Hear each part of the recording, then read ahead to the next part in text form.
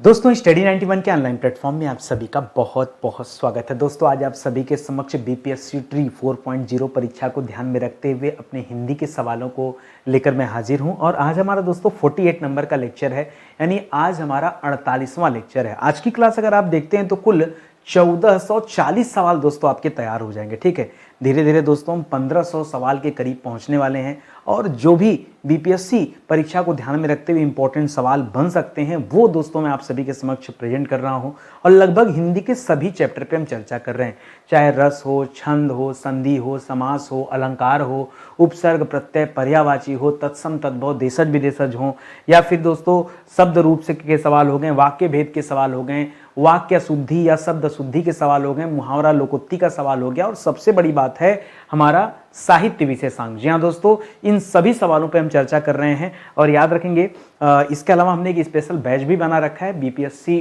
Tree के लिए ही दोस्तों स्पेशल बैच है और इस बैच से दोस्तों आपका बीपीएससी का एग्जाम तो कवर ही होगा, साथ ही साथ दोस्तों भारत का कोई भी एग्जाम जहां हिंदी विषय के सवाल आएंगे वो भी दोस्तों आपका कवर हो जाएगा। ठीक है, चलिए स्टार्ट करते हैं। सवाल का लेवल थोड़ा सा मैं बढ़ाते हुए चल रहा हूं क्योंकि दोस्तों काफ़ी दिनों से हम पढ़ रहे हैं, लगभग 1400 सवाल हमारे कंप्लीट हो गए। अगर अब भी हम घिसे पीटे सवालों पे चर्चा करेंगे तो क्लास की गरिमा भंग हो रही है। ठीक है, तो मैं चाहता हूं कि आप कुछ नए सवालों पे चर्चा कीजिए। दुनिया कहाँ जा रही है इसको छोड़िए, आप अपने स्तर को कैसे बढ़ाएंगे जरा उस पर हम लोग फोकस करते हैं। ठीक है, स्टार्ट किया जाए आज की क्लास को। चलिए, तो पहला सवाल दे रहा है दोस्तों, प्रेमचंद्र कलम का सिपाही। प्रेमचंद कलम का सिपाही ये किसकी रचना है? मुझे पता है आप लोगों को लगेगा बड़ा आसान सा नितिन सर ने सवाल दे दिया, लेकिन दोस्तों अगर आप मुंशी प्रेमचंद जवाब देने वाले तो मैं आपको बता दूं ये गलत जवाब है। सर हमने तो ये पढ़ा है कि मुंशी प्रेमचंद की रचना है। नहीं, सुनो ध्यान से, मुंशी प्रेमचंद ने लिखा है दोस्तों कलम का सिपाही, लेकिन जैसे ही दोस्तों इस कलम के सिपाही के आगे प्रेमचंद शब्द जोड़ दे, याद रखिएगा आपका जवाब हो जाएगा अमृत राय। अब आप कहेंगे सर हमने तो कभी अमृत राय का नाम सुना ही नहीं। रुको, मैं आपको एक बात बताता हूं, अमृत राय थे कौन। ठीक है, अमृत राय दोस्तों मुंशी प्रेमचंद जी के पुत्र थे। ठीक है, याद रखेंगे यह कौन है, तो याद रखेगा मुंशी प्रेमचंद के पुत्र हैं, ये आप याद रखेंगे। क्या बात कर रहे हैं सर, ये उनके पुत्र हैं अमृत राय जी? जी हाँ, ये उन्हीं के पुत्र हैं। और एक सवाल और याद रखेगा, थोड़ा रिश्तेदारी निभा रहे हैं तो थोड़ी रिश्तेदारी और निभा लेते हैं। ठीक है, याद रखेगा अगर मैं दोस्तों अमृत राय की पत्नी का नाम लूं, अमृत राय का विवाह किसके साथ हुआ था, तो इनका विवाह हुआ था दोस्तों सुधा चौधरी के साथ। किसके साथ दोस्तों? सुधा चौधरी नहीं, सुधा चौहान। किसके साथ दोस्तों? सुधा चौहान के साथ हुआ था।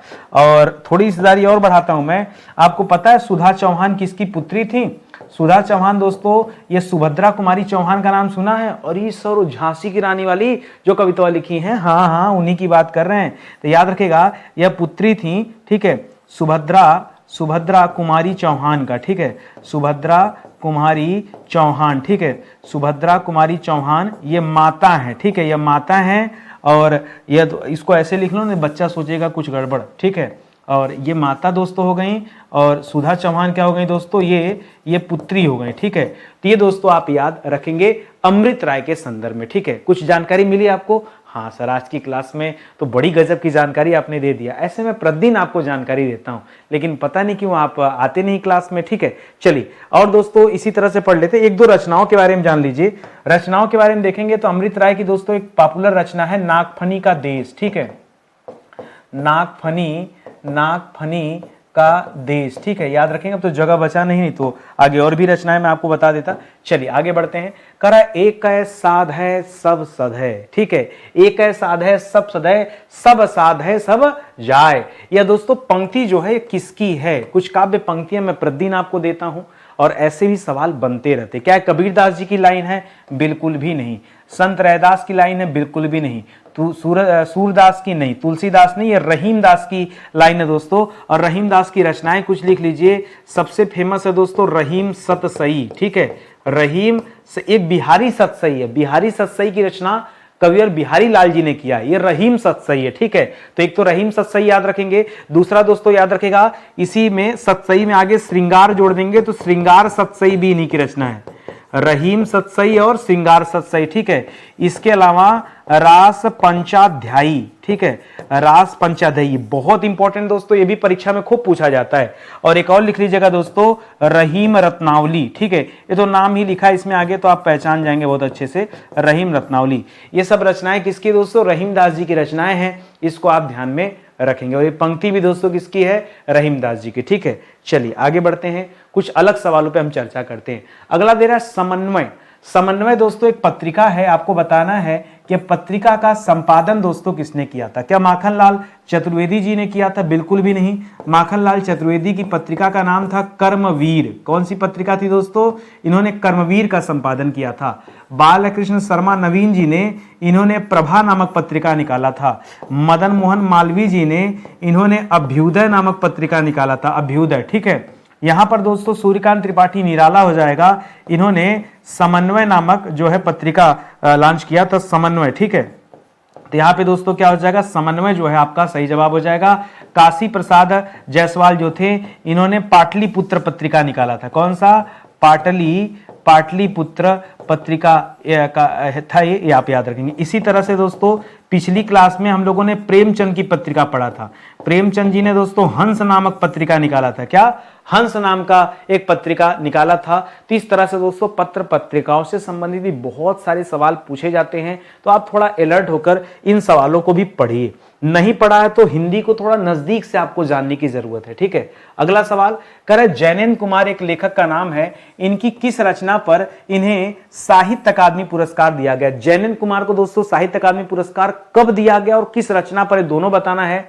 पाजेब, फांसी, मुक्तिबोध, अपना अपना भाग्य, नीलम देश की राजकन्या, ये सभी रचनाएं दोस्तों जैनेन्द्र जी की है। लेकिन दोस्तों जो इन्हें ये पुरस्कार मिला है मुक्तिबोध पर मिला है। किस पर दोस्तों? मुक्तिबोध पर मिला है। मुक्तिबोध पर इन्हें जो पुरस्कार दिया गया ये 1966 में दिया गया था। इन्हें साहित्य अकादमी पुरस्कार कब मिला दोस्तों?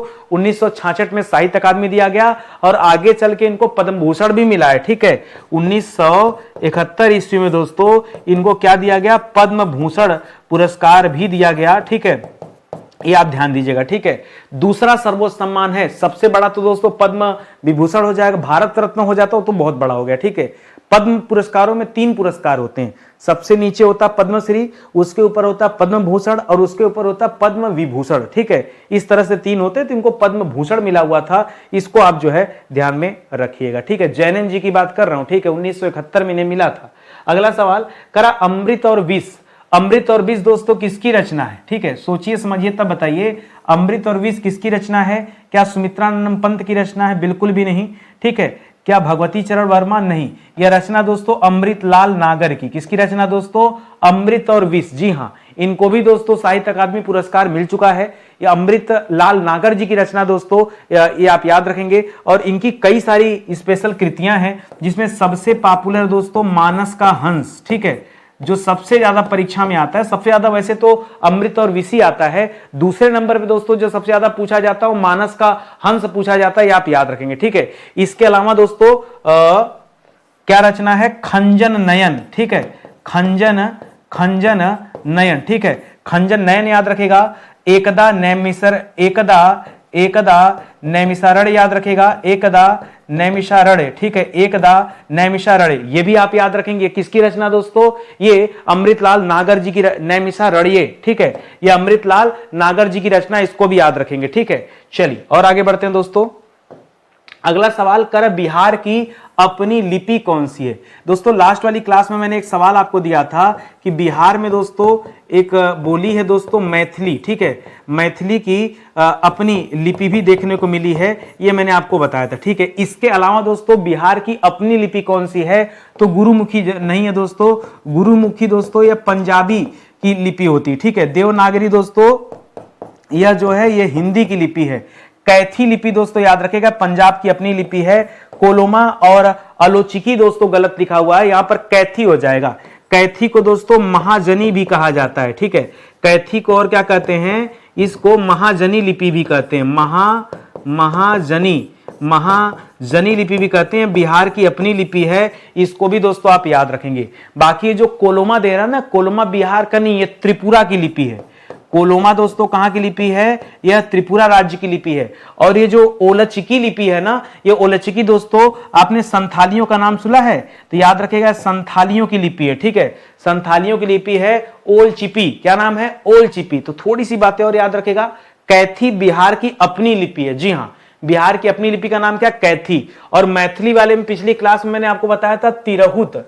मैथिली लिपि से संबंधित लिपि कौन सी है? इसका, इस लिपि का नाम है तिरहुत लिपि, ठीक है, पिछली क्लास में पढ़ा था ना हम लोग, तो इसको भी दोस्तों आप ध्यान में रखेंगे। देखिए बिहार के हैं आप, तो कुछ तो खास आपको पता होना चाहिए यार अपने राज्य के बारे में, ठीक है। तो ऐसी छोटी छोटी बातें दोस्तों आप जरूर याद रखिए, कल के लिए आपका बेस्ट होगा। अब धीरे धीरे दोस्तों अपने हम 50वें लेक्चर की तरफ बढ़ रहे हैं, और आप सोचिए कि वही घिसे पिटे सवाल, तो मेरे बस की बात नहीं, मैं आपको घिसे पिटे, बराबर बच्चा बोल रहा है कि सर और आसान सवाल कराइए, नहीं, मुझसे नहीं हो पाएगा आसान सवाल। मैं आपके स्तर को बढ़ा रहा हूं और मैं आपके स्तर को बहुत ऊपर तक लेके जाऊंगा। आगे कंपटीशन एग्जाम चाहे जितना हाई हो जाए, आपको टेंशन लेने की जरूरत नहीं है, ठीक है। आपका सफर बहुत लंबा है दोस्तों, ठीक है। चलिए आगे बढ़ते हैं। अगला सवाल कह रहा है देवालय में दोस्तों समास कौन सा है? देवालय में समास, ठीक है। तो देवालय का समास विग्रह करेंगे तो आ जाएगा दोस्तों देवों के लिए आलय। क्या हो जाएगा? देवों के लिए आलय, ठीक है, या देव के लिए आलय, ठीक है। तो याद रखेगा के लिए बोल दिया तो सिंपल सी बात है कि के लिए किसका पहचान चिन्ह है? याद रखेगा संप्रदान का, ठीक है। तो यहां पर क्या हो जाएगा? यहां संप्रदान तत्पुरुष हो जाएगा, बस सिंपल सी बात है। तो यही आपका जवाब हो जाएगा ऑप्शन नंबर 1। क्या इसमें टेंशन की बात है, ठीक है। कॉपी कलम लेके बैठिए, आनंद बढ़ाइए अपना, ठीक है। कर किस क्षेत्र की बोली को काशिका कहा जाता है? ध्यान से पढ़िए और जवाब दीजिए। कर किस क्षेत्र की बोली को काशिका नाम दिया जाता है? काशिका। ऑप्शन 1 दे रहा है वाराणसी की, ऑप्शन 2 में कश्मीर, ऑप्शन सी में दोस्तों सूरत दे रहा है, फिर दे रहा है जो है आपका नागपुर, फिर दे रहा है जयपुर। तो जयपुर की जो बोली दोस्तों उससे संबंधित आता है दोस्तों यहाँ ढूढ़ाड़ी। क्या आता है दोस्तों? ढूढ़ाड़ी याद रखेगा। नागपुर बिल्कुल नहीं, सूरत भी नहीं, कश्मीर, कश्मीर में चलता है डोंगरी। कौन सी भाषा चलता है? डोंगरी भाषा, ये कश्मीर संबंधित है। फिलहाल यहाँ वाराणसी हो जाएगा आपका जवाब। वाराणसी की बोली को काशिका नाम दिया जाता है, जी हाँ, काशिका। ये आप थोड़ा सा याद रखेंगे, थोड़ा लीक से हटकर नया सवाल है, ठीक है। आगे देखिए, कर प्रोशति में दोस्तों कौन सी संधि है? ठीक है, कौन सी संधि? अब जो बच्चों को नहीं पता होगा, बच्चा सोचेगा स्वर संधि कर देते हैं ओ की मात्रा देखकर, लेकिन नहीं, याद रखेगा यहां हो जाएगा प्रधन ओषति, ठीक है। और यहां हो जाता दोस्तों पर रूप संधि। क्या हो जाता है? पर रूप संधि होता है, याद रखेंगे, ठीक है। ये पर रूप संधि ये किसके अंतर्गत आता है? स्वर संधि के अंतर्गत ही आता है, लेकिन जब नया नाम दे दिया तो आप क्लियर कट सीधे सीधे बात करो ना कि क्या इसका जवाब होगा, ठीक है। तो प्रधन ओषति में पर रूप संधि होता है। अब फिर वही आप पूछेंगे सर क्या होता है पर रूप संधि, क्या होता है पूर्व रूप संधि? तो बैच में आइए, बीपीएससी ट्री का बैच आपका इंतजार कर रहा है, ठीक है। विस्तार से वहीं चर्चा करेंगे। तो मॉक टेस्ट की क्लास है, यहां तो हम सवाल जवाब खाली कर रहे हैं। ये तो हमारी महानता है कि मैं एक एक सवाल को इतना बढ़िया से एक्सप्लेन कर देता हूं कि पूरा चैप्टर का कॉन्सेप्ट आपका क्लियर हो जाता है, ठीक है। लेकिन यहां हम चैप्टर नहीं पढ़ सकते ना, यहां हम सीधे सवालों को देख रहे हैं, ठीक है। तो क्षमा चाहता हूं दोस्तों, बुरा ना मानिएगा, ठीक है। आगे देखिए, करकूलन में, केली में, कछारन में, कुंजन में। देखिए क का बार बार आ रहा है। कूलन में क, केली, कछारन, कुंजन, क्यारिन, कलीन, कलीन, कलित, कलीन, किलकत हैं, बार बार का आ रहा है ना। तो याद रखेगा जहां वर्ड की आवृत्ति हो, ठीक है, जहां वर्ड की आवृत्ति हो वहां क्या होता है दोस्तों? वहां हमेशा अनुप्रास अलंकार होता है। क्या होता है? अनुप्रास। वर्ड मतलब अक्षर, जहां एक ही अक्षर बार बार का आ रहा है, ठीक है, इस वजह से दोस्तों अनुप्रास हो जाएगा। रूपक, उत्प्रेक्षा, श्लेष बिल्कुल नहीं। श्लेष तब यमक में दोस्तों शब्दों की आवृत्ति होती, याद रखेगा यहां पर शब्द की आवृत्ति होती। कनक, कनकत, सौगुनी, मादकता, अधिकाय, शब्द 2 बार आएगा ना। अगर वर्ड 2 बार आ रहा है या एक से अधिक बार आ रहा है तब दोस्तों अनुप्रास हो जाएगा। अगर शब्द आ रहा है तब क्या हो जाएगा? यमक अलंकार हो जाएगा। बाकी का तो रूपक उत्प्रेक्षा से यहां कोई लेना देना नहीं है, ठीक है। उत्प्रेक्षा तो दोस्तों कब होता है? जब संभावना आ जाता है, ठीक है। और रूपक दोस्तों जब तुलना वाली बात आ जाती है ना, तब अश्लेष में अर्थ चिपका होता है। रईमन पानी राखिए, बिन पानी सब सूना। तो तब क्या होता है दोस्तों? वहां अर्थ जो होता है वो चिपका होता है, इस वजह से ऐसा होता है। करक, कनक, कनक, तस, रुको भैया, अलंकार नहीं पूछा यहां पे कि कनक कनक देख के तुरंत यमक अलंकार लगे ढूंढ रहे, नहीं। सुनो पहले, कनक कनकता सौगुनी मादकता अधिकाय, या खाए बौराए जग वा पाए बौराए। ठीक है, एक कनक मतलब सोना, एक कनक मतलब धतूरा। जिस तरह से धतूरा खाकर व्यक्ति पागल हो जाता है, उसी तरह सोना पाकर के भी व्यक्ति पागल हो जाता, अपने में नहीं रहता। ठीक है, तो दोस्तों यहां पर यह किस शब्द शक्ति का प्रयोग हुआ है? तो दोस्तों जो पगलाने की बात हो रही है ना, यह व्यंग कसा जा रहा है। ठीक है, याद रखिएगा बौराए, ये जो बौराए शब्द लिखा है, बौराए, बौराए का मतलब क्या होता है? पागल हो जाना। ठीक है, पागल होना। और यहां दोनों कंडीशन दे रहा दोस्तों कि चाहे व्यक्ति धतूरा खा ले, ठीक है, या फिर सोना प्राप्त कर ले, दोनों ही केस में दोस्तों पागल हो जाता है, यानी व्यंग कसा जा रहा दोस्तों। तो आप जानते हैं कि व्यंजना में ही दोस्तों व्यंग की बात होती। ठीक है, व्यंजना में ही व्यंग की बात होती, तो सीधे सीधे यहां पर क्या हो जाएगा? यह शब्द का कौन सा रूप है? तो शब्द में तीन ही रूप होते हैं, या तो अभिधा होगा, या लक्षणा होगा, या व्यंजना होगा। तो व्यंजना रूप है यहाँ पे, जवाब हो जाएगा आपका। आगे बढ़िए दोस्तों, अगले सवाल पर आइए। करा कि किस विकल्प के सभी शब्द पर्यायवाची नहीं है? ठीक है, करा किसमें पर्यायवाची नहीं है, देख लेते हैं। करा हस्ती, मतंग, द्विरद और गयंद, ये दोस्तों किसका पर्यायवाची? ये सब दोस्तों हाथी का पर्यायवाची है और बिल्कुल सही लिखा हुआ है। चक्षु, दृग, लोचन और अक्षी, ये दोस्तों आंख का पर्यायवाची, ये भी सही लिखा हुआ है। कुरंग, सारंग, मृग, चमरी, ये दोस्तों हिरण का पर्यायवाची, ये भी सही लिखा हुआ है। पवमान, बयार, प्रकंपन, समी, दोस्तों ये वायु का पर्यायवाची, हवा का, यह भी सही लिखा हुआ है। वाग्देवी, भारती, मेदिनी, शारदा, मेदिनी दोस्तों धरती को कहा जाता है। किसे कहा जाता है? धरती को। धरती यानी वसुंधरा, वसुंधरा, वसुधा, वसुधा। ठीक है, धरड़ी, ठीक है, धरड़ी, धरती, भूमि, भूमि, ये सब दोस्तों होता है। तो यहां पर दोस्तों बाकी का जो नाम है तो सरस्वती का नाम, इसको भी लिख लीजिए। बाकी जो दिया दोस्तों यह सरस्वती का दिया हुआ है, तो मेदिनी बीच में लिखकर दोस्तों गड़बड़ कर दिया। इस वजह से दोस्तों ऑप्शन नंबर ई जो है आपका बिल्कुल सही जवाब हो जाएगा। आई बात समझ में? कहीं कोई डाउट, कोई समस्या नहीं ना? चलो आ जाओ, आगे बढ़ते हैं, अगले सवाल में आइए। अगला सवाल दे रहा दोस्तों कि शायद पिताजी आ जाएं। शायद, शायद लगते ही दोस्तों क्या हो गया? कोई आज्ञा की बात तो हो ही नहीं रहा है, यह संदेह हो गया, इच्छा भी नहीं है, संकेत भी नहीं। ठीक है, यहां क्या हो जाएगा? संदेहार्थक हो जाएगा। यह किस प्रकार का वाक्य दोस्तों? संदेह, कि शायद पिताजी आ जाएं। ठीक, अभी आए नहीं, कंफर्म नहीं है, तो दोस्तों संदेह में बताया जा रहा है। तो ऑप्शन नंबर बी जो है आपका सही उत्तर हो जाएगा। करा जो व्याकरण जानता है उसके लिए एक शब्द बताइए। क्या उसे वैज्ञानिक कहते हैं? नहीं, उसे वैयाकरण कहते हैं। बहुज्ञ मतलब क्या होता है? जो बहुत कुछ जानता हो। ठीक है, जो बहुत कुछ जानता हो, जो बहुत कुछ जानता हो उसे बहुज्ञ कहते हैं। शास्त्रज्ञ दोस्तों जिसे शास्त्र का ज्ञान हो, जिसे शास्त्र का ज्ञान हो उसे शास्त्रज्ञ कहते हैं। ठीक है, यहां वैयाकरण हो जाएगा। व्याकरण का जानकार क्या कहलाता है? वैयाकरण। ऑप्शन नंबर बी चूज कीजिए, एकदम सही जवाब है। आगे देखिए, छंद का सवाल दे रहा है। कह रहा है चौपाई के सभी चरणों में कितनी मात्राएं होती? ठीक है, सभी चरणों में। और चरण कितने होते हैं दोस्तों? तो याद रखेगा 4 चरण होते हैं। ठीक है, और हर एक चरण में दोस्तों, प्रत्येक चरण में कितनी मात्राएं होती हैं? तो प्रत्येक चरण में जो मात्राएं होती हैं दोस्तों वो होती हैं 16 मात्राएं। कितनी होती हैं? चौपाई के प्रत्येक चरण में 16 मात्राएं होती है। और इस प्रकार दोस्तों कुल मात्राएं अगर पूछ लेता तब आप क्या बताते हैं? कुल मात्राएं कितना हो जाता दोस्तों? तो 16 गुणे 4, 4 छक्का 24 को 4 हासिल लगा 2 की, 4 एकम 4 2 6, कुल मात्राएं कितना हो जाता है? 64 हो जाता है। कितना? 64, 64। ठीक है, तो अभी हमसे प्रत्येक चरण 64 का ऑप्शन तो है नहीं कि मैं कुल बताऊं, तो याद रखेगा 16 आपका जवाब हो जाएगा इस सवाल का सही उत्तर। आगे बढ़िए। करा कुएं में गिरना, इस मुहावरे का अर्थ क्या है? ध्यान से सोचिए, समझिए, तब बताइए, कोई जल्दीबाजी नहीं है। ठीक है, कुएं में गिरना, इस मुहावरे का अर्थ क्या है? करा नशे में होना, धोखा खाना, विपत्ति में पड़ना, अपमानित होना, या धर्म संकट में पड़ना। कुएं में गिरना दोस्तों धर्म संकट बिल्कुल भी नहीं है और अपमानित भी नहीं है।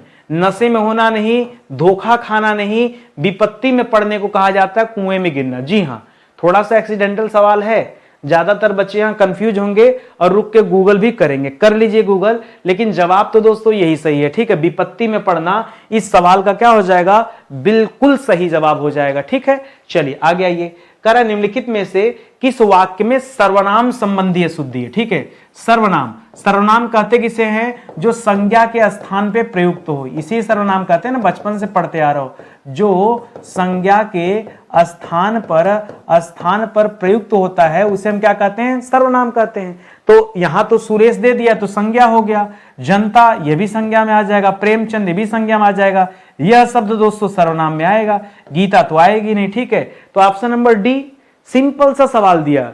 आज मैंने कुछ आसान सवाल भी रखा है, आप लोगों का कमेंट पढ़ के बच्चे इतना हैरान हो रहे थे कि सर स्तर बहुत ज्यादा आपने बढ़ा दिया। ऐसा क्या, आप कह दो कि सर एकदम गिरा दो स्तर, में गिरा दूंगा भैया, क्योंकि भाई हमें आपकी बात ओवरऑल तो मानना पड़ेगा ना।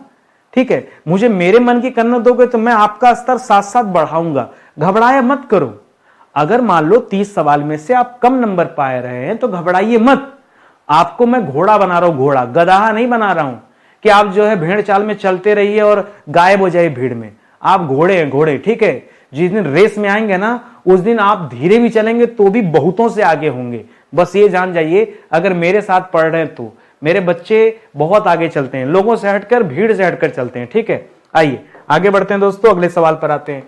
करा कबीर की उलट बांसियों में, बहुत बढ़िया सवाल दोस्तों, कबीर की उलट बांसियों में कौन सा रस प्रमुख है। ठीक है, कौन सा, कबीर का जो रचनाएं आप देखेंगे, साखी साबत कुछ भी देखेंगे, भक्ति, देखिए भक्ति की तो बात ही मत कीजिए, क्योंकि कबीरदास दोस्तों स्वयं क्या थे, कबीरदास दोस्तों स्वयं निर्गुण शाखा में आते थे। ठीक है, वो भगवान को तो मानते नहीं थे, वो निर्गुण शाखा में थे, इसलिए भक्ति रस की कोई बात ही नहीं होती है। करुण यानी शोक यानी रुदन भी नहीं होगा, शांत भी नहीं, भयानक भी नहीं दोस्तों, यहां अद्भुत रस। ठीक है, कबीरदास की उलट बांसियों में आपको अद्भुत रस देखने को मिलेगा, आश्चर्य का भाव होगा उनकी उलट बांसियों को देखेंगे तो। ठीक है, तो यहां ऑप्शन नंबर ई जो है दोस्तों, ये एकदम परफेक्ट जवाब है। फिर से आपसे कह रहा हूं दोस्तों, आप एक मौका दीजिए। हम कह रहे हैं चलो मत बैच परचेज करो, लेकिन एक बार स्टडी 91 ऑफिशियल हमारा नया एप्लीकेशन है, उसे डाउनलोड कीजिए और आप ना एक बार यहां तक आइए, इस बैच तक आइए। ऊपर आपको कंटेंट का ऑप्शन मिलेगा, वहां जाइए, आपको डेमो क्लास मिलेगा। पहले आप डेमो देखिए, डेमो देखने का कोई चार्ज नहीं है, डेमो देखिए, फिर डिसाइड कीजिए कि ये बैच आपको लेना है या नहीं लेना है, क्योंकि बहुत सारे चैप्टर मैंने पहले यहां पढ़ा दिया है। तो आप आइए, देखेंगे तो खुद ब खुद आपको पता चलेगा। ठीक है, रही बात हमारी सुपर सेलिंग बैच की, वह दोस्तों मॉडर्न हिस्ट्री का बैच, कमाल का बैच है। ऐसा इतिहास आपने कभी पढ़ा ही नहीं होगा जितना बेहतरीन इतिहास यहां पढ़ाया गया है।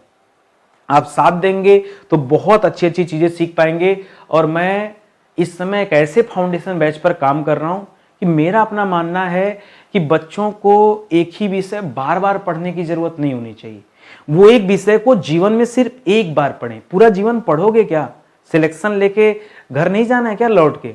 तो दोस्तों मैं कह रहा हूं विषय को एक बार पढ़ो, लेकिन विधिवत पढ़ो, बढ़िया से पढ़ो कि दोबारा उस विषय को ना पढ़ना पड़े। आपका कॉन्सेप्ट इतना क्लियर होना चाहिए, इसलिए मैंने फाउंडेशन बैच पर काम करना शुरू किया। आप आइए, ज्वाइन कीजिए, कम से कम डेमो देखिए, हर एक क्लास में आपको डेमो मिलेगा। डेमो देखिए, सेटिस्फाई होइए, फिर जो है क्लास परचेज कीजिए। ठीक है, आगे देखिए, करण निम्नलिखित में से कौन सा शब्द अशुद्ध वर्तनी का है? जहां पे वर्तनी दोस्तों गलत हो बताना है। परलौकिक, परलौकिक नहीं होता दोस्तों, पारलौकिक होता है, बाई मिस्टेक हो गया है। ठीक है, यहां भी गड़बड़ हो गया। मिष्ठान्न नहीं होता दोस्तों, मिष्टान्न शब्द होता है। क्या होता है? मिष्टान्न होता है। ठीक है, मिष्टान्न शब्द होता है। ठीक है, यहाँ पे दुर्धर्ष, ठीक है, दुर्धर्ष ये सही है। आशीर्वाद ये भी सही है। प्रज्वलित ये भी सही है। जो मुख्य गलती दोस्तों ऑप्शन नंबर बी में नजर आ रही है, क्योंकि मिष्ठान शब्द तो होता ही नहीं है। जो सही शब्द है वो मिष्टान्न होता है। क्या होता है? मिष्टान्न होता है। आगे बढ़िए दोस्तों, अगला सवाल दे रहा है कि अरबी भाषा का शब्द कौन सा नहीं है? जो नहीं है दोस्तों बताना है। करम मशहूर, मुसाफिर, अफसोस, शराब। ठीक है, मशहूर और मुसाफिर। ठीक है, अच्छा मैं कुछ और बता दूं दोस्तों, याद रखेगा आदमी, याद रखेगा औरत, याद रखेगा औलाद। आदमी, औरत, औलाद। जब औलाद हो गया तो इन लोगों में झगड़ा हो गया, झगड़ा हो गए, चले गए अदालत शब्द, कहें हमको अलग होना है। ठीक है, अदालत चले गए और अदालत में जाके अपना अपना वकील पकड़ लिए। ठीक है, अदालत ने जब आदमी फैसला सुनाया तो आदमी जहाज पकड़ के भाग गया। क्या हो गया? जहाज पकड़ भाग गया। और जब जहाज पकड़ भाग गया तो बची उसकी औरत, वो मशहूर हो गई, ये पूरा केस मशहूर हो गया, ठीक है। मशहूर, मुसाफिर। अफसोस दोस्तों याद रखेगा, अफसोस जो शब्द है फारसी भाषा का शब्द है, ठीक है। अफसोस जो है ये फारसी भाषा का शब्द है, लेकिन शराब, आदमी भागा जब जहाज पकड़ के ना एकदम, अब बीवी बच्चा तो है नहीं तो शराब पी के मस्त हो गया, ठीक है। तो शराब दोस्तों ये अरबी शब्द है, मुसाफिर भी अरबी शब्द है, मशहूर भी अरबी शब्द है, लेकिन अफसोस जो लिखा है ये फारसी शब्द है, इसको ध्यान दीजिएगा। अफसोस दोस्तों क्या हो जाएगा, फारसी शब्द हो जाएगा, एकदम दिमाग में फिट कीजिए, ठीक है। बहुत बढ़िया सवाल है, इसको दिमाग में रखिएगा, ठीक है। आगे बढ़िए। करा तत्सम तद्भव की दृष्टि से अशुद्ध कौन सा गलत है। करा चित्रकार का चितेरा हो जाएगा। देखिए एक तरफ पहले तत्सम लिखा हुआ है, फिर दोस्तों बराबर की इस साइड जो है ये तद्भव लिखा हुआ है, ठीक है। इसी आधार पे आपको देखना है। चित्रकार, चितेरा। तिथिवार त्योहार को कहा जाता है। नारियल का नारिकेल हो जाता है, ठीक है। नारिकेल यानी नारियल हो जाता है। पकवान यानी पकवान हो जाता है। मृक्षण, मच्छर नहीं होता दोस्तों, मृक्षण दोस्तों ध्यान दीजिएगा, मृक्षण मैं आपको बता दे रहा हूं। मृक्षण, मृक्षण दोस्तों मक्खन को कहा जाता है। किसे कहा जाता है, मक्खन को कहा जाता है, ये आप याद रखेंगे। और रही बात मच्छर, ठीक है, मच्छर, तो मच्छर को दोस्तों क्या कहते हैं, मच्छर को मशक कहा जाता है। क्या कहा जाता है, मशक, ठीक है। इसी तरह से मक्खी, मक्खी को दोस्तों क्या कहा जाता है, मक्खी को मक्षिका कहा जाता है। क्या कहा जाता है, मक्षिका। तो ये शब्द भी दोस्तों आप याद रखेंगे। बड़ा अच्छा सवाल है, काफी मिलता जुलता, इसलिए मैंने दोनों तीनों लिख दिया कि आगे चल के भविष्य में आपको कोई कंफ्यूजन ना हो कि नितिन सर ने कुछ बताया नहीं। तो जो जवाब गलत है दोस्तों कौन सा है, ऑप्शन नंबर ई गलत है, क्योंकि यही असत्य है, बाकी सब जो लिखा है वो तो सत्य दिया हुआ है। आगे बढ़िए। कह कपित्थ का तद्भव क्या होगा, कपित्थ का तद्भव, ठीक है। कपूर नहीं होता दोस्तों। आइए मैं यहां पे एक बार तत्सम तद्भव डायरेक्ट लिख देता हूं, ठीक है। एक तरफ तत्सम है, दूसरा तरफ दोस्तों क्या हो जाएगा, तद्भव लिख देता हूं। देखिए जो कपूर शब्द है तद्भव शब्द है, ठीक है। कपूर का तत्सम क्या हो जाता है दोस्तों, कपूर का तत्सम कर्पूर हो जाता है। कपित्थ का कैथा हो जाता है, ठीक है। कैथा दोस्तों तद्भव शब्द है, और कपित्थ दोस्तों जो लिखा हुआ है ये आपका तत्सम शब्द है, ठीक है। इसी तरह से केला भी दोस्तों तद्भव शब्द है, और केला का क्या कहते हैं, केला को कदली कहते हैं, ठीक है। केला को कदली। जामुन दोस्तों क्या है, जामुन भी तद्भव शब्द है, जामुन को जम्बू कहते हैं, जम्बुन, ठीक है, जाम्बुन, जाम्बुन, ठीक है। तो इस तरह से हो जाएगा दोस्तों, कपिवानर को कहा जाता है। तो यहां आपका कैथा दोस्तों आपका सही हो जाएगा, कैथा, ठीक है। कैथा हो जाएगा, कपित्थ का कैथा या फिर कत्था भी हो जाता है। करा अ उपसर्ग से बना हुआ शब्द ढूंढिए, जो अ उपसर्ग से बना हुआ। आप जानते हो उपसर्ग हमेशा कहां लगता है दोस्तों, उपसर्ग हमेशा शब्द के प्रारंभ में लगता है। कहां लगता है, प्रारंभ में। अवगत में दोस्तों क्या हो जाएगा, यहां पर अव उपसर्ग मिलेगा। अवज्ञा में दोस्तों क्या हो जाएगा, यहां पर अव उपसर्ग मिलेगा। अथा में दोस्तों अ उपसर्ग मिलेगा। आग्रह, आग्रह, ठीक है, आग्रह में तो मूल ही रहेगा। अनचाहा में दोस्तों अन हो जाएगा, ठीक है। तो इस तरह से दोस्तों अथा कीजिएगा, अथा, अधन था बराबर क्या हो जाएगा, अथा हो जाएगा। जिसका था न हो उसे अथा कहा जाता है। तो यहां अ उपसर्ग लगा हुआ है, आपको केवल यही पहचानना भर था, ठीक है। और आगे चलिए, अगला सवाल दे रहा है कि निम्नलिखित शब्दों में प्रयुक्त उपसर्ग किस विकल्प में ठीक ठीक है। फिर से यहां उपसर्ग दे दिया दोस्तों, कर परिक्रमा, प्रतिकार, पुनर्निर्माण, पुरस्कार। तो आइए एक एक करके हम लोग सेट कर लेते हैं यहां पे, ठीक है। परिक्रमा में दोस्तों परि हो जाएगा, परिक्रमा में परि उपसर्ग हो जाएगा, याद रखेगा, ठीक है। प्रतिकार में दोस्तों प्रति उपसर्ग हो जाएगा, याद रखेगा। पुनर्निर्माण में दोस्तों पुनर उपसर्ग हो जाएगा, इसको याद रखेंगे। और पुरस्कार में दोस्तों पुरः उपसर्ग हो जाएगा, क्या हो जाएगा, पुरः। तो पुरः दोस्तों आपको एक ही जगह नजर आ रहा है, वो है ऑप्शन नंबर बी में। बाकी और कहीं पुरः तो दे नहीं रहा है, बाकी पुनर दे रहा है, ठीक है, पुरस दे रहा है, गड़बड़ हो जाएगा दोस्तों। ऑप्शन नंबर बी चूज कीजिए, ये सही जवाब हो जाएगा। पहचान रहे हैं ना, बस केवल पहचान भर करना है, ज्यादा यहां नहीं कुछ करना था। करा नीचे दिए गए वाक्यों को तार्किक क्रम में जो है सेट करना है। आइए सेट करने के लिए दोस्तों पहले पढ़ना पड़ेगा। करा उसने अपनी योजना को दूसरों के साथ साझा किया, उसका विचार नई तकनीकी के उपयोग से जुड़ा था, इससे प्रेरित होकर कई लोग उसकी मदद के लिए आगे आए, उसने एक नई परियोजना पर काम शुरू किया, अंततः उसकी परियोजना ने बड़ी सफलता हासिल की। एक बात तो तय है कि अंततः जो लाइन है दोस्तों ये 5वें नंबर पे आएगा तो फिक्स है। तो जिसके अंतिम में 5 न दिया हो उसको बस कट कर दीजिए, बाकी ऑप्शन में 5 दिया तो यहां मामला हो सकता है। आइए शुरुआत कहां से किया जाए दोस्तों, तो नई परियोजना पर काम हो रहा है, यहां से हम लोग शुरुआत करते हैं, ठीक है। इसको हम लोग मानते हैं 1 नंबर पे, यानी सबसे पहले 4 नंबर वाला आएगा, ठीक है। इसके बाद दोस्तों क्या आ जाएगा, नई परियोजना पर काम, ठीक है, इससे प्रेरित होकर कई लोग उसकी मदद के लिए आए, अभी नहीं। पहले नई परियोजना पे काम होगा, फिर दोस्तों उसका विचार नई तकनीकी के उपयोग से जुड़ा था, फिर वो मान लीजिए विचार करेगा, ठीक है, तो यहाँ आप 2 नंबर कर सकते हैं।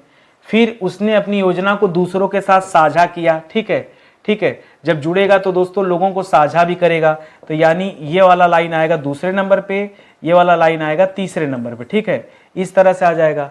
फिर चौथे नंबर पे लोग प्रेरित होकर उसके साथ जुड़ने आएंगे, ठीक है, तो ये आएगा चौथे नंबर पे, यानी 3 आ जाएगा, और अंतिम में आएगा 5वें नंबर पे।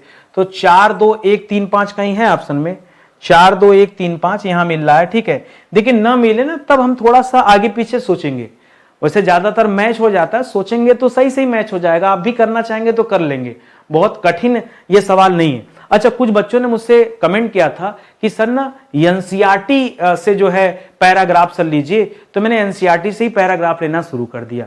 आपका कमेंट अगर जायज होगा तो मैं उसे अपने क्लास में इंक्लूड जरूर करूंगा। जैसे शब्द रूप का बोल रहे थे बार बार कि नहीं सर शब्द रूप का सवाल रखिए, छंद का सवाल आप रखिए, साहित्य का सवाल आप रखिए, भाषा बोली आप रखिए, काव्य पंक्तियों का सवाल रखिए, पुरस्कारों से संबंधित सवाल रखिए, मैंने वो सब इंक्लूड किया।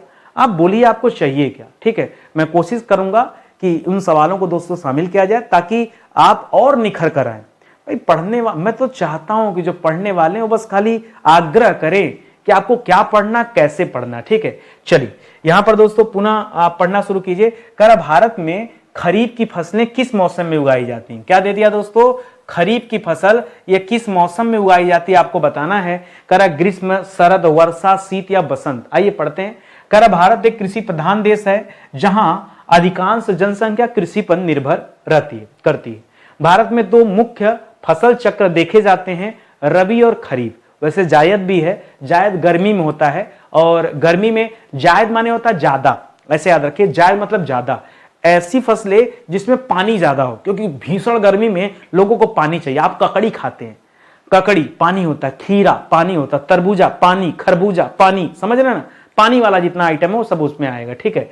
लेकिन फिलहाल रबी खरीफ की बात करते। करा खरीफ की फसल दोस्तों जून से सितंबर के बीच में वर्षा के मौसम में दोस्तों बोई जाती है। खरीफ में क्या होता है दोस्तों, वर्षा के मौसम में यह बोई जाती है। तो आप यहां कर सकते हैं, आपसे पूछा भी था दोस्तों कि वर्षा ऋतु में दोस्तों कौन सी चलती है, तो याद रखिएगा जो खरीफ की फसल है ये वर्षा ऋतु में बोई जाती है या फिर उगाई जाती है, बोई जाती है या फिर उगाई जाती है, ये तथ्य आप याद रखेंगे। तो ऑप्शन नंबर सी आपको अपना जवाब मिल गया फटाक से, ठीक है। आगे देखिए, कर रबी की फसल का प्रमुख उदाहरण दोस्तों कौन सा है जो रबी की फसल का उदाहरण है, आइए देखते हैं, ठीक है। अच्छा, खरीफ की फसल में धान, मक्का, बाजरा ये सब आते हैं, लिख लीजिए यहां पे, ठीक है। खरीफ की फसल में क्या आता है, धान आता है, मक्का आता है और बाजरा आता है, ठीक है। वैसे मैं आपको बता दूं मक्का जो होता है दोस्तों इसे 12 मासी फसल के रूप में कहा जाना जाता है, ठीक है, 12 मासी के रूप में जाना जाता है। 12 महीने दोस्तों मक्का की खेती होती है। हाँ, इसे आप ध्यान दीजिएगा, जीके जीएस का सवाल है भाई, मैं क्यों गलत पढ़ाऊंगा, ठीक है। करा जो रबी की फसल है अक्टूबर से मार्च के बीच में शीतकालीन मौसम में बोई जाती है, ठंडी के समय में बोया जाता है। इसमें गेहूं, चना और सरसों दोस्तों प्रमुख है, गेहूं, चना और सरसों। तो मक्का नहीं दोस्तों, ठीक है, मक्का नहीं, ठीक है, और ये भी नहीं, ठीक है, गेहूं, चना, सरसों दोस्तों हो जाएगा, ये आपका जवाब होगा। ये जो है दोस्तों ये रबी की फसल में बोया जाता है, ठीक है, रबी की फसल में याद रखिएगा। और रबी की फसल हमेशा शीतकाल में बोई जाती है, ठीक है, याद रखेंगे, शीतकाल में बुआई, ठीक है, शीतकाल में बुआई इसकी होती है, ये तथ्य भी आप ध्यान में रखेंगे। करा भारत के कौन से राज्य जो है गेहूं उत्पादन में अग्रणी है दोस्तों, बहुत बढ़िया सवाल दे दिया, ठीक है। गेहूं का सबसे ज्यादा उत्पादन कहां होता है, वैसे तो उत्तर प्रदेश में सबसे ज्यादा होता है, लेकिन प्रति हेक्टेयर के मामले में पंजाब में होता है, भी समझा दूंगा आपको। आइए यहां देखते हैं क्या लिखा है, ठीक है। करा कि इसके अतिरिक्त भारत में जायद फसल भी उगाई जाती है जो गर्मियों के दौरान उगाई जाती है। मैंने बताया आपसे ना, जलवायु और मिट्टी के प्रकार के आधार पर भारत के विभिन्न भागों में फसलें उगाई जाती हैं। पंजाब और हरियाणा जो दोस्तों गेहूं उत्पादन में अग्रणी हैं, जबकि पश्चिम बंगाल और तमिलनाडु जो है ये धान की खेती में प्रमुख स्थान रखते हैं, चावल उत्पादन होता है। आधुनिक कृषि तकनीकों और सिंचाई प्रणालियों के बावजूद भारतीय किसान मानसून पर अत्यधिक निर्भर है। खेती से जुड़ी चुनौती जैसे अनियमित वर्षा, जलवायु परिवर्तन और उर्वरकों की कमी कृषि क्षेत्र को प्रभावित करती है, ये भी आप ध्यान में रखेंगे। तो दोस्तों यहाँ पंजाब हरियाणा का नाम दे दिया, सही है। राजस्थान मत कीजिएगा। राजस्थान दोस्तों मोटे अनाज के उत्पादन के लिए जाना जाता है। किसके लिए? राजस्थान में मोटे अनाज का उत्पादन होता है, ठीक है। और यहाँ तमिलनाडु दोस्तों ये तो धान के उत्पादन के लिए जाना जाता है, ठीक है। केरल जो दोस्तों ये नारियल उत्पादन के लिए जाना जाता है, ठीक है। और महाराष्ट्र गुजरात दोस्तों ये मूंगफली उत्पादन के लिए जाना जाता है, ठीक है, मूंगफली, ठीक है। और असम दोस्तों छोड़िए, और यहाँ बिहार ये हो सकता है गेहूं के लिए। फिलहाल आपका जवाब जो है इस सवाल का सही उत्तर पंजाब हरियाणा होगा, क्योंकि यहाँ पे दिया हुआ था, ठीक है। चलिए आगे बढ़ते हैं। जो मामला गद्यांश में दिया उसे लिखिए। भारतीय किसान किस पर सबसे अधिक निर्भर है? आधुनिक तकनीकी पर निर्भर है, सिंचाई प्रणाली पर, या सबसे ज्यादा निर्भर है दोस्तों मानसून पर, ठीक है। सब कुछ होने के बावजूद भी इनकी निर्भरता मानसून पर ज्यादा है, क्योंकि आज भी टेक्नोलॉजी चाहे जितनी आगे चली गई हो, लेकिन खेती के लिए दोस्तों निर्भरता तो इसी पे रहती है, क्योंकि बिना अच्छी वर्षा के कोई भी फसल दोस्तों खिल नहीं पाएगा, उग नहीं पाएगा। इस वजह से निर्भरता मानसून पर ही रहती है। भारतीय कृषि में जायद फसल दोस्तों किस मौसम में उगाया जाता है? तो उगाया जाता है इसको ग्रीष्म ऋतु में, गर्मी के समय में दोस्तों उगाया जाता है, ठीक है। और जायद फसल में क्या आता है दोस्तों? याद रखिएगा, जैसे मैंने पीछे बताया ना, तरबूज आता है, क्या आता है? खरबूज आता है, तरबूज खरबूज, ठीक है। खीरा आता है, खीरा आता है। ककड़ी आता है, क्या आता है? ककड़ी। ये सब दोस्तों जो पानी वाले हैं, ठीक है, इसमें जल की मात्रा ज्यादा होती है ना, जल की मात्रा जो है अधिक होती है। ये सब दोस्तों जायद वाले से संबंधित है, ठीक है। तो इस तरह से दोस्तों इसे आप ध्यान में रखेंगे, ठीक है। और हिंदी की क्लास दोस्तों ऐसे बहुत आराम से समाप्त होती है, ठीक है। देखिए हम लोग 1500 सवाल के निकट पहुंचने वाले हैं। आप साथ में जुड़ेंगे तो बहुत अच्छी आपकी तैयारी होगी। और एक चीज और समझा दूं, पेड कोर्स अपनी जगह है, सब चीजें अपनी जगह हैं। कुछ चीजें मैंने फ्री में भी आपको पढ़ाया है। अगर आप जीएस पढ़ना चाहें मुझसे ना, तो एक बार मौका दीजिए। मैंने जितना जीएस और जितने सिस्टमेटिक तरीके से पढ़ा दिया आपको कहीं नहीं मिलेगा। आप हमेशा कहते हैं ना सर हमें जीएस वहां से पढ़ना है जहां सीरियल से दिया हो। मैंने आपको सीरियल से पढ़ाया। देखिए कैसे पूरा दोस्तों जो हिस्ट्री, ये 3 पार्ट में बटा हुआ है, एंशिएंट, मिडावल और मॉडर्न। 45 लेक्चर में मैंने एंशिएंट पढ़ाया, 46 से 91 तक में मिडावल पढ़ाया, और 92 से 150 तक में मॉडर्न पढ़ाया। पूरा 150 लेक्चर में आपको ये इतिहास कवर कराया हूं। इसी तरह से 151 से 230 में मैंने संविधान पढ़ाया 80 लेक्चर में। इसी तरह से 231 से 330 तक में हमने विश्व का भूगोल पढ़ाया पूरे 100 लेक्चर में।